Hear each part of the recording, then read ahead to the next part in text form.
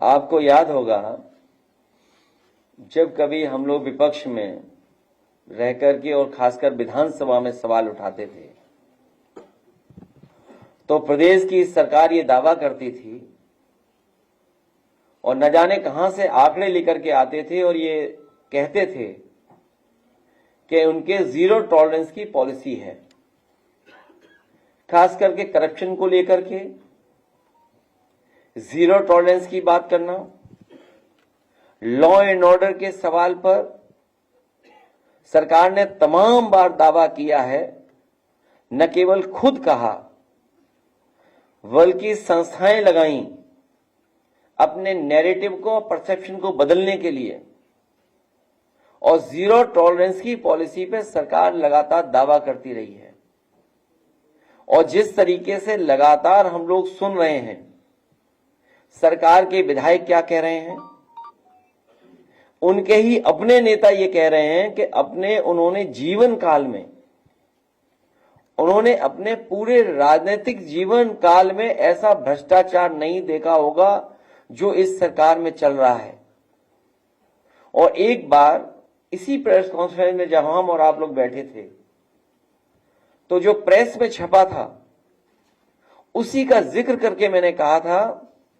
कि मुख्यमंत्री खुद स्वीकार कर रहे हैं कि कई विभागों में बड़े पैमाने पर दलाली चल रही है। और ये जब बात कही गई थी तो आप जानते होंगे पलट करके क्या बात रखी गई थी। और आज जो हमारे साथी ये सवाल उठा रहे हैं बलिया का लेकर के, आपको जानकारी होगी कि समाजवादी पार्टी के विधायक संग्राम सिंह, उन्होंने विधानसभा में इस बात को रखा था। तो ये एक जगह के भ्रष्टाचार का तो खुलासा हुआ है। उत्तर प्रदेश के न जाने किस किस कोने में कितने बड़े पैमाने पर भ्रष्टाचार चल रहा है। और जो लोग ये होर्डिंग भी पढ़ेंगे या जो हेडलाइन अखबारों में छपी है, बड़ी मुश्किल से ऐसी हेडलाइन अखबारों में मिलती है, पुलिस ही डाकू, बड़ी मुश्किल से अखबारों की हेडलाइन ये मिलती है, पुलिस ही डाकू हर दिन 15 लाख वसूल रही है। सोचिए आप,